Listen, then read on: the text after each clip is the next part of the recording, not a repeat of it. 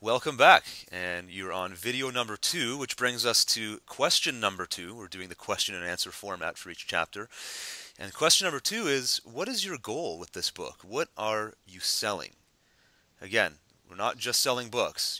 Nobody's going to get rich selling a book. I guess the odd person can get rich selling a book, but it's Yeah, not the, very the likely the woman so. who wrote 50 Shades of Grey is doing $1 million a week in book royalties right now. So somebody's doing that, but we're Somebody's not in the doing it. erotic fiction business here. So Exactly. We're assuming that you are a business person and you're looking for this book to just give you, to open more doors, right? To give you more opportunity. And so your book is just one piece in a larger component. So you really have to sit down and ask yourself, what are you selling? And I guess the most obvious place to start is, what are you selling today? Where are your main sales? Where do your revenues come from today? And what are some areas that you'd like to expand into? Ideally, and Brad, I'm going to get you once again to speak from experience here, but I know that once you have a published book, and if the book does well, like yours did, got to best-selling status, it opens more doors specifically for higher fee type of work, right? If your previous hourly was $100 an hour and suddenly you have a really successful book, you're probably going to be able to charge a lot more, aren't you? yeah, at least 105, maybe $110 Yeah, an hour. yeah, we're talking big business here. Big increases. um, no, absolutely. You have to think about what you want the book to create for you. Do you want it to create more speaking engagements, more consulting work, more product sales, future book sales, More leads. yeah, more leads, paid writing gigs, paid speaking engagements, paid corporate training. Uh, what is that for you? What's the book designed to drive? Yeah, absolutely. Another big one that I've seen, not just with your book, but with a number of different people, it increases partnership opportunities as well. People on a level that you may not have been able to get with before, those people might now be open to taking your call, and just having a book can give you that sort of authority now, so to speak. But again, knowing what you're selling will fit into that, and I think, whether you have products, services, or a combination, your book can complement all of that. So you want to make sure you take into consideration all the different aspects of revenue, what you offer today, but also what you could offer, right? The book is now setting you as an expert in some area. It doesn't really matter what it is. Is there an opportunity for you to create brand new products and services that maybe you do charge premium rates for? And you can go into that process before you even write the book with some of those ideas in hand, and maybe the book becomes your catalyst to getting those done. Well, and you can also insert into the book certain hooks for those offers, right? Remembering that your book is a bit more timeless. If someone downloads it on their Kindle or or has a paperback in their hands, you can't update that.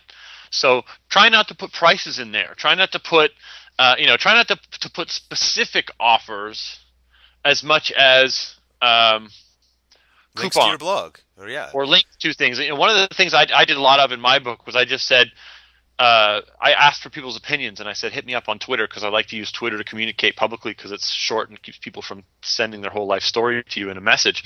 I'll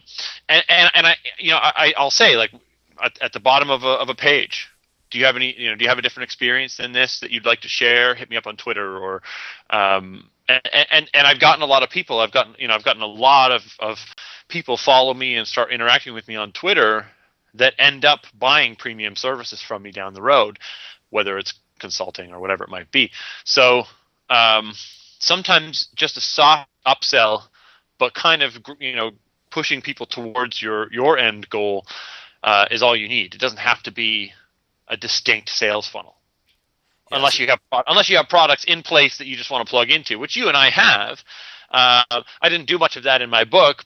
I may go back and revisit that in a revision round, because we do have a few products that we've created that I think could complement the book, and I could provide coupons for that kind of stuff. So it is something worth looking at in the future. But I think if it's going to be consulting that you're going to sell, definitely your hourly rate is only going to go up after all of this happens. So you don't want to be quoting numbers too much in your book.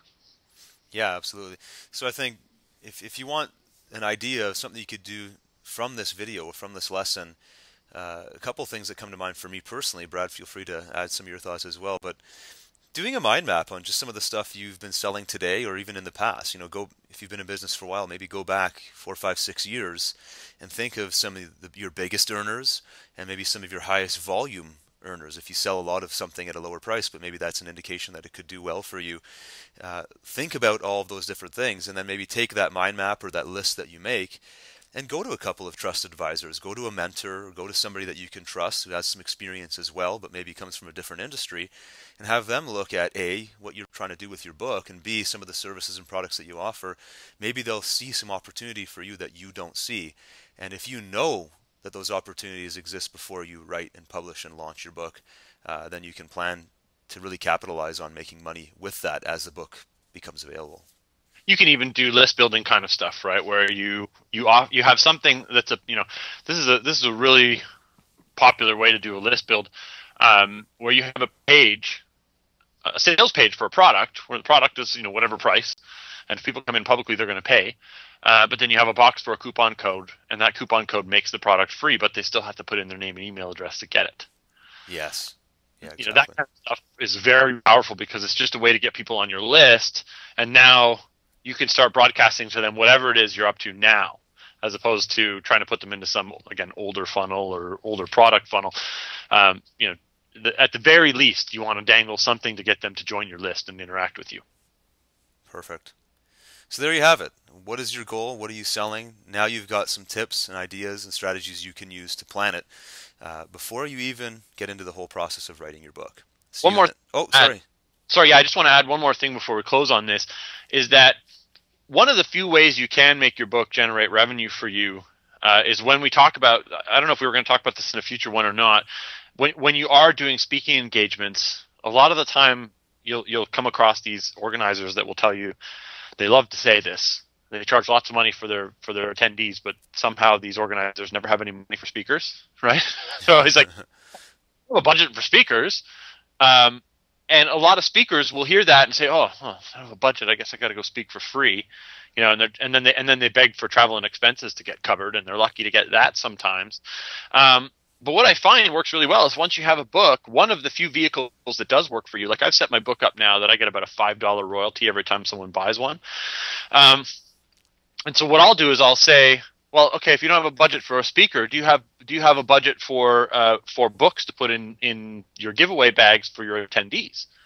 And you'd be surprised how many times they have room. They actually have a column on the spreadsheet for stuff to put in the gift bag, but they don't have a column on the spreadsheet for you, right? You have to move you over to that column on the spreadsheet with the gift bag and say, okay, well, you got 300 attendees, buy 300 of my books, and I'll be there. Yeah. That's a great right? point. Yeah, now you're just getting compensated in a roundabout way. Yeah. Now you're getting $1,500, and you're picking up 300 new readers. So it's kind of like it's a double win for you, right? You get paid.